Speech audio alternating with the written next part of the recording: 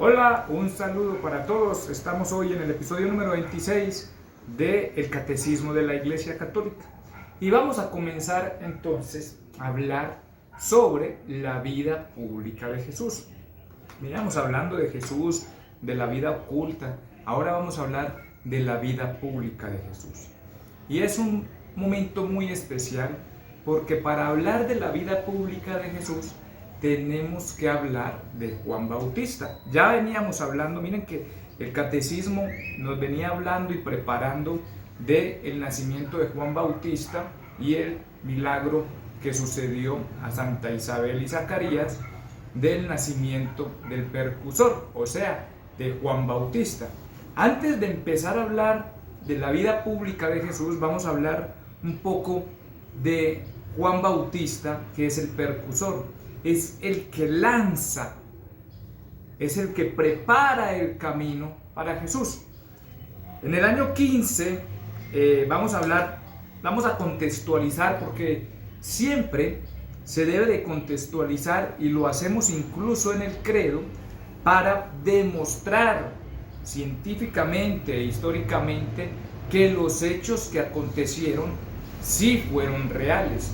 Y para ello la Iglesia utiliza, y no solamente la Iglesia, la ciencia utiliza algunos textos históricos que permitan mostrar o contextualizar el momento exacto en donde sucedieron los hechos. Y se hace a través del nombramiento de reyes, del nombramiento de sacerdotes, del nombramiento de gobernadores, porque los romanos, e incluso en todo país, se lleva muy claro una bitácora de los reyes o de los sacerdotes o de las personas importantes, y nos ayuda a encontrar la fecha más precisa, no exacta, pero sí precisa. Entonces hablamos que en el año 15 reinaba el emperador Tiberio, que era el emperador de Roma, siendo Poncio Pilato gobernador de Judea y Herodes virrey de Galilea. Ahí nos vamos ubicando. Y su hermano Felipe, virrey de Iturea. Y Luciano era virrey de Abilene, bajo el sumo sacerdocio de Anás y de Caifás. Vino la palabra de Dios sobre Juan, hijo de Zacarías, el cual vivió por mucho tiempo en el desierto en presencia de Dios. Siempre es importante que nos ubiquemos con las fechas a través de los emperadores y de los sacerdotes, porque nos permiten demostrar que efectivamente sucedió en el tiempo. Nos ayuda a ubicar y a contextualizar la historia, es muy importante. En Galilea, en la región donde Jesús pasó la mayor parte de la vida, gobernaba hacía 30 años Herodes Antipas, que no es el mismo Herodes que persiguió a Jesús y que mató a los santos inocentes. Es uno de los hijos de él, hijo del que mandó a matar a los inocentes, el viejo Herodes. Pilato era gobernador de Judea desde hacía unos 5 años y gobernaría esta región por otros 7 años más. O sea, Pilatos no era nuevo, que acabó de llegar, no, él ya llevaba 5 años antes del bautizo y luego iba a gobernar 7 años más. Anás había sido sumo sacerdote entre los años 7 y 14 después de Cristo, y luego 4 de sus hijos lograron tener el sumo sacerdocio y lo hereda Caifás. Caifás es el yerno de Anás. Así que Anás, de todas maneras, por la cultura judía, seguía siendo el jefe de la familia, por lo tanto, Caifás obedecía a Anás y Anás seguía teniendo ese poder. Vamos a hablar del recorrido que hacía Juan Bautista después de que llega del desierto. Juan Bautista estaba bautizando, él bautizaba en el borde del río Jordán. Él, cuando estaba bautizando, él empleaba o recorría todos los pueblos y campos de la región del río que es realmente una región muy larga, no es una región corta, una región larga. Esta es una cita en el capítulo 40 del profeta Isaías, y esta cita del capítulo 40 del profeta Isaías es muy importante porque es lo que le da fuerza a Jesús como el Mesías, como el cumplimiento de la palabra de Dios o de la promesa de Dios a los israelitas, que dice: en Oriente, cuando el jefe de la nación había llegado a un sitio, enviaba un delegado llamado el percusor, que es lo que estábamos hablando, que llegará delante de él. Dice aquí, como está escrito en el libro del profeta Isaías, una voz grita en el desierto: preparen el camino del Señor, allanen sus caminos, elévense las ondeonadas, aplanen lo que esté demasiado elevado, y lo torcido que se enderece, lo escabroso se iguale, y todos verán la salvación de Dios. Cuando hablamos del percusor, significa el que llega antes. En ese tiempo, ser percusor de un rey significaba ir adelante. Hoy todavía lo utilizamos. Cuando un gobernante va a ir a visitar una región, siempre va una avanzada, va un percusor y prepara el camino, preparan las personas, limpian los lugares, ponen lo que él quiere que vea, organizan todo para que él pueda llegar con facilidad al pueblo. O sea que Juan Bautista es ese percusor, es esa voz en el desierto. Y hay una cosa bien interesante, y es que Juan Bautista estuvo muchísimo tiempo en el desierto, incluso se mantenía con una piel, y era él el que gritaba que venía el Mesías, que venía el Salvador. E incluso hay algunas partes donde preguntan si él era, y él dice que él no es. El percusor más famoso que ha existido se llama Juan Bautista, pues tuvo el honor de ser el enviado de Dios para preparar la gran llegada del predicador Jesús, que es el Rey de los cielos y de la tierra. Él predicaba la conversión, la preparación. Ese camino que él vino a preparar no era solamente el camino de herradura o las casas para que las pintaran. Hablaba del corazón, hablaba de que todos se convirtieran, de que cambiaran. Además, él fue tan directo que eso fue lo que lo llevó a la muerte, porque le dijo a Herodes de frente que él tenía que cambiar porque vivía con la mujer de su hermano. Y eso lo llevó incluso a que lo odiara tanto Herodías que lo mandara a matar, que pidiera incluso la cabeza de Juan Bautista, porque le molestaba el hecho de que le dijera que estaba pecando constantemente. Era la voz del desierto que siempre estaba diciendo: conviértanse, cambien, preparen el camino, quiten el pecado. Y es algo que molesta, y muchas veces quien te está diciendo que hagas las cosas buenas, usted lo aleja. Pasa incluso con la mamá, pasa incluso con tu esposa, pasa incluso con las personas que están educándote, que te están diciendo qué tienes que hacer y usted no lo quiere hacer. Entonces te vuelves agresivo, e incluso suele suceder hoy en día que también matan a la persona que quiere que cambies, que hagan las cosas buenas, porque se convierte en esa piedrita en el zapato, en esa vocecita que te está diciendo que está mal. Y eso es lo que hace que la gente se una a todos los malos para que no haya alguien que esté ahí. Y también lleva a que cuando hayan muchos buenos y haya uno que hace las cosas, que hay muchas malas, pero unas malas con vicios o lo que sea, y hay uno que no lo tenga, usted intenta que él también haga lo malo, porque es esa vocecita en el desierto que te dice: cambia, no estás haciendo las cosas bien. No me deje pasar del tiempo, tío. Entonces miren, la conversión no es un fruto solamente del esfuerzo, sino que sobre todo es un milagro de la misericordia de Dios. Esta parte de la conversión es importante porque yo puedo querer cambiar, pero necesitas la ayuda de Dios. necesitas de la misericordia de Dios. Y por eso hacemos oración para que Él nos ayude a cambiar. Es bueno querer cambiar, convertirse es importante, pero necesitamos de la misericordia de Dios para que nos ayude, porque el cambio genera un estrés, el querer transformar lo que yo ya tengo como un hábito malo, cambiar mi hábito, me lleva a salir de un sector de comodidad que no es fácil de hacer y que tenemos que pedirle a Dios que nos acompañe en esa transición, en ese cambio. Convertirse significa corregir el rumbo o la dirección que uno lleva. Corregir el rumbo es lo que gritaba constantemente Juan Bautista. Es dedicarnos con sinceridad a hacer lo que tenemos que hacer sin esperar a que Dios lo haga todo. Ojo, convertirse es retomar la amistad con Dios. Es dedicarnos con seriedad, no es decir, es hacer, se necesita esfuerzo.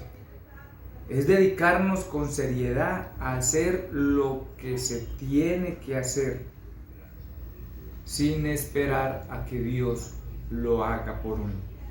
Sí le pedimos que nos ayude, que nos acompañe, pero soy yo quien tengo que hacer, soy yo quien tengo que dar el paso, soy yo el que me tengo que convertir. Convertirse es reconocer nuestras limitaciones y debilidades y la necesidad que tenemos de la ayuda celestial. Todos tenemos cosas por cambiar, por convertir y necesitamos de la ayuda de Dios para poder lograrlo, para llegar a ese estado de gloria y santidad. La conversión implica capacidad para pedir perdón. Ojo, que hay una cosa bien interesante. Yo tengo que estar arrepentido, y arrepentido es porque yo sé que hice mal. Una cosa es cuando alguien le dice a usted que vaya, haga algo porque lo hizo mal, usted va y lo hace, pero no está arrepentido. Todo parte de lo arrepentido para yo pedir de corazón perdón porque yo supe que me equivoqué. Porque nos hemos disgustado con Dios y le hemos hecho daño al prójimo. Eso ataca también nuestra dignidad. Acá hay una cosa bien importante, ¿verdad? El pregón del Bautista era convertirse, o sea, lo que él gritaba era que teníamos que convertirnos. Y para los israelitas el convertirse suponía 3 hechos. 1, reconocer que soy un pecador. ¡Ay! Se me fue. 2, pedir perdón primero que todo a Dios porque ofendemos a Dios. Y 3, cambiar de vida, mejorar el propio comportamiento. Los maestros del Espíritu en Israel enseñaban que si no se siente tristeza de haber ofendido a Dios, que es tan bueno, no habrá conversión ninguna. Si usted no siente que ha ofendido a Dios, si usted no le da tristeza lo que hizo, eso quiere decir que no está arrepentido y no habrá conversión alguna. Porque si usted no se siente arrepentido, si usted no le dolió ofender a Dios, entonces no hay motivo para transformar su vida y para cambiar. Es muy importante que tengan en cuenta esas partes que también nosotros lo tenemos en la confesión, que es lo mismo. Ese pregón que hace Juan Bautista es la tarea que hacen los sacerdotes y los pasos que tenemos para la confesión. Por eso, si no hay arrepentimiento, la confesión no tiene sentido. Hay unos pasos para la confesión que están basados en ese cambio.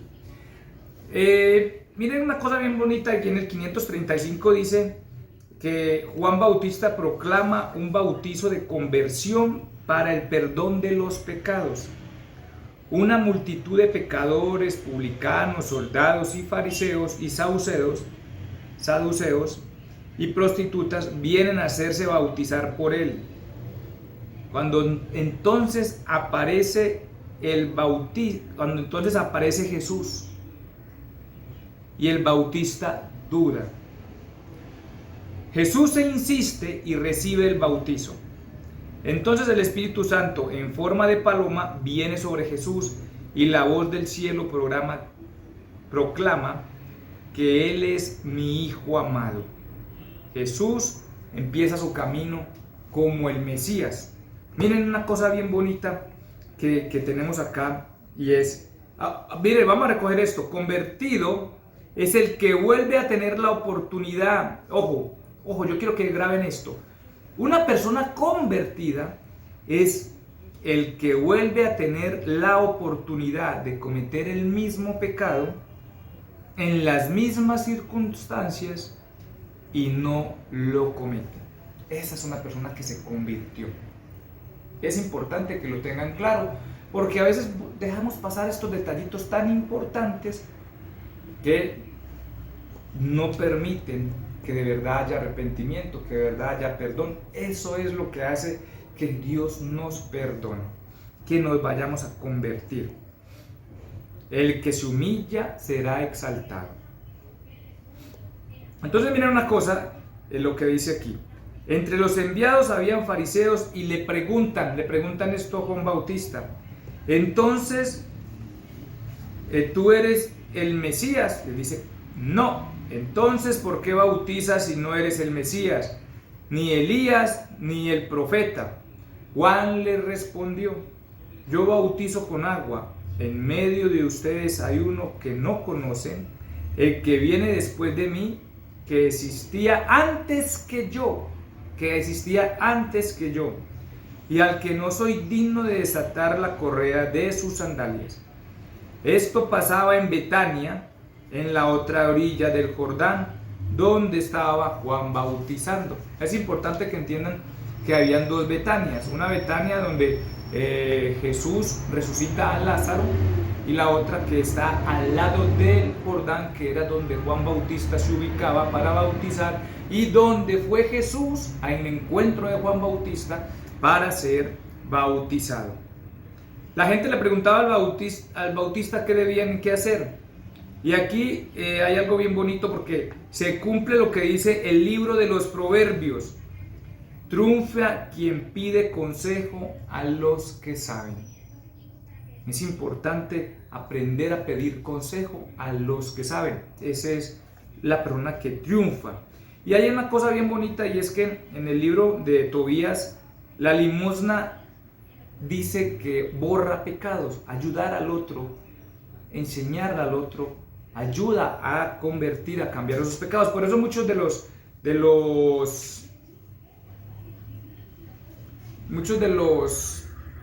¿cómo se llama eso? Penitencias que nos ponen es hacer obras de caridad. Muchos nos ponen obras de caridad porque en el libro de Tobías está claro que hacer obras de caridad, ayudar a otro, ayuda a borrar esos pecados.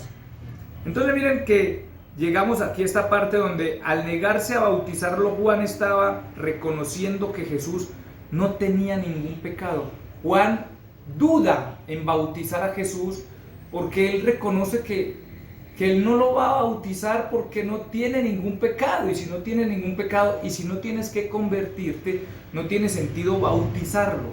Pero acá entra la parte donde Dios quiere cumplir todo, y dice algo que es: ¿no sabías que debo ocuparme de lo que está haciendo mi Padre? Y acá hay una cosa bien bonita, y es que mi Padre me ama porque yo hago siempre lo que Él le agrada. El Padre Padre, que no se haga lo que yo quiero, sino lo que tú quieres. Él nos muestra un buen modelo de la conducta de la obediencia, y cumple también, aún sin tener ningún pecado, ese paso de enseñarnos a obedecer, a llevar la voluntad del Padre, aunque para Él no era necesario hacer el bautizo, pero era necesario el punto para mostrar e iniciar la vida pública de Jesús, que el precursor lo impulsara. Y qué mejor que fuera Juan Bautista quien lo bautiza, y aparece el Espíritu Santo. Por eso desde ahí parte la fortaleza del bautizo, porque aparecen de nuevo una transfiguración, digámoslo así, donde están los tres, porque está el Hijo, viene sobre él el Espíritu Santo, que viene en forma de paloma. No era una paloma, sino en forma de paloma. No me imagino el poder de algo tan grande como una luz que se forma como paloma y entra sobre Jesús. Y se escucha la voz del Padre que dice: este es mi Hijo amado. Y también entonces Juan Bautista dice y reconoce: este es el Cordero de Dios que quita el pecado del mundo. De hecho lo decimos en la misa. Lo mejor es que cumplamos todo lo que Dios quiere. Es imposible no llegar a la santidad, y a una santidad muy grande. Es imposible, o sea, si no hacemos lo que Dios nos pide, es imposible llegar a la santidad, y a una santidad grande. Hay que tener lo que dice el Padre Nuestro: que se haga su voluntad, no la mía. Entonces miren que en el numeral, aquí, en el numeral 536 dice: el bautizo de Jesús es, por su parte, la aceptación de la inauguración de su misión como siervo doliente. Es ya el Cordero de Dios que quita el pecado del mundo. Comienza ese pacto, que es un bautizo que lo lleva a una muerte, a una misión sangrienta. Se somete enteramente a la voluntad del Padre.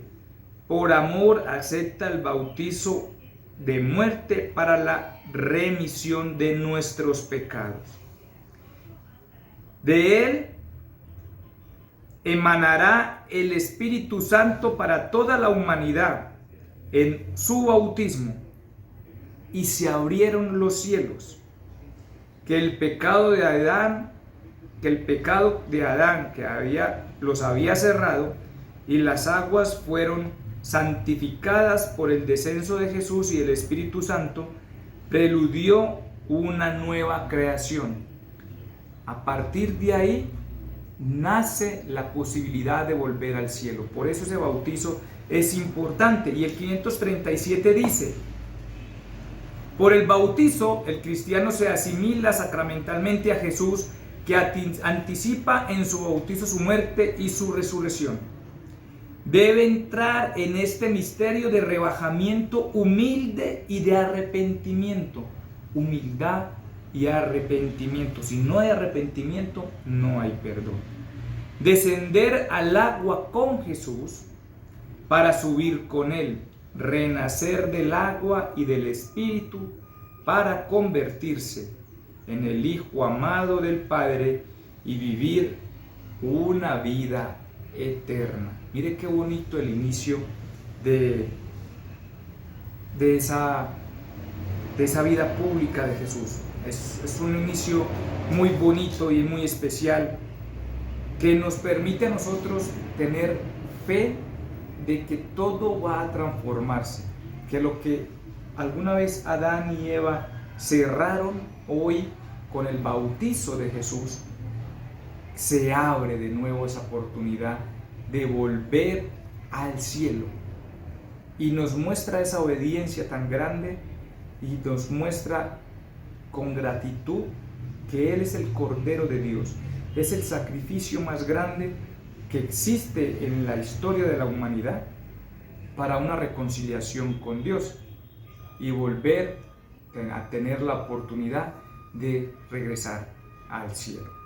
Recuerden entonces este paso tan bonito de cómo inicia la vida pública de Jesús, para que comencemos nosotros también una nueva vida a partir de este catecismo. Y veremos entonces en la próxima clase la parte de las tentaciones de Jesús. Todo lo que sucede con las tentaciones de Jesús. Después del bautizo, el Espíritu lo guía al desierto. Vamos entonces a prepararnos para la próxima catequesis. Muchas gracias a todos, espero que hayamos aprendido mucho y que sigamos creando más fortaleza en nuestra fe para que entendamos el significado tan bonito y tan grande de ser católicos. Hasta luego, que estén muy bien, muchas gracias a todos por escucharnos y por seguirnos. Compartan el video para que podamos evangelizar a muchas personas. Hasta luego, que estén bien.